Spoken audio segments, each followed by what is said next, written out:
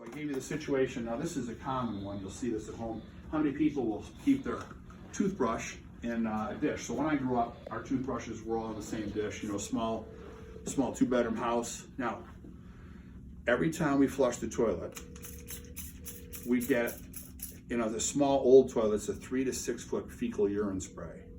So fecal urine spray on our toothbrushes every time we flush the toilet if the lid wasn't closed. Now, after that, now we brush our teeth and we wonder why we aren't feeling very good or why we're getting sick all the time. So what should you do? Always close the lid before you flush the toilet, and always keep your toothbrushes put away so you can't have that occur. So I gave this one lecture, and this one lady got real mad at me. And at the time, I had been York High School's doctor and trainer for 25 years, and she knew me very well because I worked with all 5 of her kids, and I'm telling her this, and she is mad at me. She goes, I do that, and I wash my hands all the time. And you know the big thing nowadays is to wash your hands. So she goes, I wash them all the time, and I'm always sick. I can't believe it. I'm always sick. I wash my hands at least once an hour. I go, well, how do you wash your hands? What do you use? And she says, well, I love that ivory. You know, I use the ivory and I wash my hands and my face all the time, once an hour, to make sure that my hands are clean and my face is clean. I go, well, where do you keep your soap? She goes, well, I keep it in a little dish, the soap dish, right next to the sink. So what she's doing is every time they flush the toilet with all those boys, she's getting a nice fecal urine wash of her face every single time she washes her face. And she wonders why she's sick. So she was ticked. So what do we want to consider? Hey, let's go with this. Keep our hands clean all the time. So hopefully you can tell that I love giving lectures like this.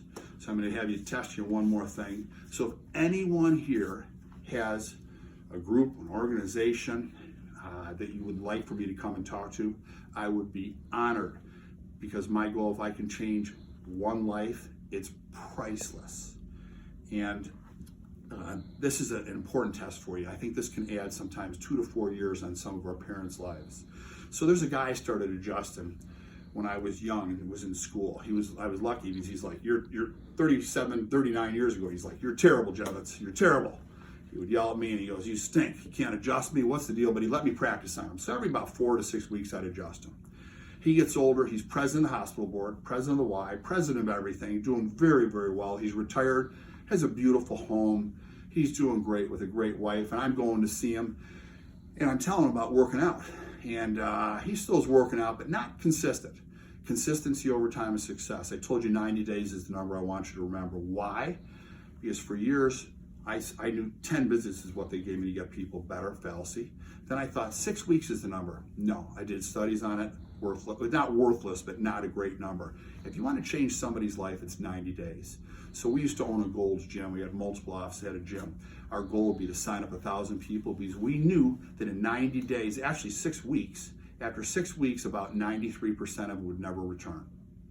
So only about 7% to 10% would even keep lifting. We knew if they lifted consistently for 90 days, 3 times a week, that 80% of them will do it the rest of their life.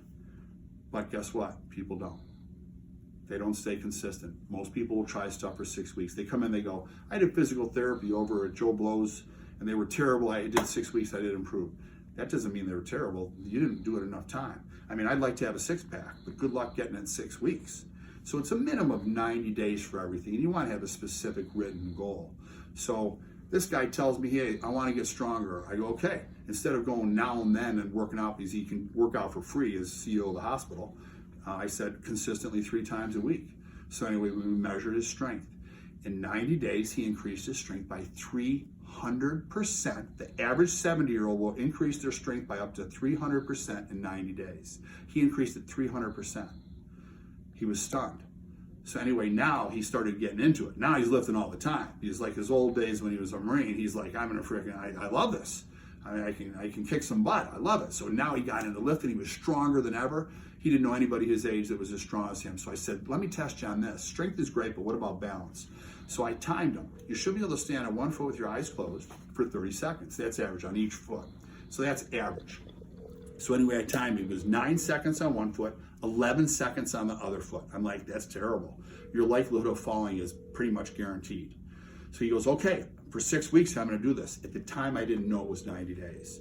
I go, okay, great. He did it every day for 6 weeks. I had him do these exercises, which everyone watching should do for the rest of their life every day. So number one, find a spot where it's safe, where I can grab something. I'm gonna do this with my eyes open. And I'm gonna, for 60 seconds, I'm gonna stand with my eyes open. Then I'm gonna do it 60 seconds, eyes closed. Then I'm gonna do the other foot, left foot, 60 seconds I'm gonna do with my eyes open. And then I'm gonna do 60 seconds, eyes closed. Now I've hurt my leg, so my balance is off, so my likelihood of having an injury is much higher. So I need to do that every day. Now, if I could add 2 to 4 years onto your life, if you do that consistently, it could change your life. So we fast forward, he's so strong, I go see him, I say, you should keep doing this. Well, about a year later, I test him. He still is exactly, after 6 weeks, he was still at 9 and 11, so we stopped doing it. And I didn't push him. I didn't realize the 90-day rule at the time. It's 90 days for everything, dieting, everything. So anyway, fast forward a year. He's walking in his beautiful home. Nothing's going on. He loses his balance. He falls. Has to go to the hospital. Injures his back badly. He gets the best care of anyone because he's CEO of the hospital board. His wife's there. He ends up where he can't get better. His wife's there 12 hours a day, 7 days a week. I don't know if you know Medicare rules. If you don't improve in 99 days, they stop paying. So after 99 days, he didn't improve. They had to put him into a home. Now he was wealthy. She couldn't take care of him at home. She can't help him. You know, he at the time is 82 years old. She's old. She can't help him. He goes into the home. He gets worse and worse, and I go and visit him. And anyway, he gets much worse, wheelchair, then bedridden. I go and see him. I go, how is it? He goes, it's hell. I hate it here. He's mad at his wife because she can't take care of him, and you know he's not at home. And he had a beautiful home. She's there 7 days a week for 12 hours, and she feels horrible with guilt. She can't do anything for him. Their money is now completely gone, and she has to sell the home. They've lost everything because they've had to spend all their money for 2 years for him to be in this nursing assisted care facility. That's usually about how long you live. So I go and visit him. How is it today? It's horrible. I'm done. I can't do this anymore. Anyway, I leave. On the way home, I get a phone call. You better get back here. Your dad just died. So that's the story about my dad, who was the CEO of the hospital, who did all that, who I didn't push to continue to say, work on your balance. So he passed away. What did my mom end up with? Nothing. She sold her house.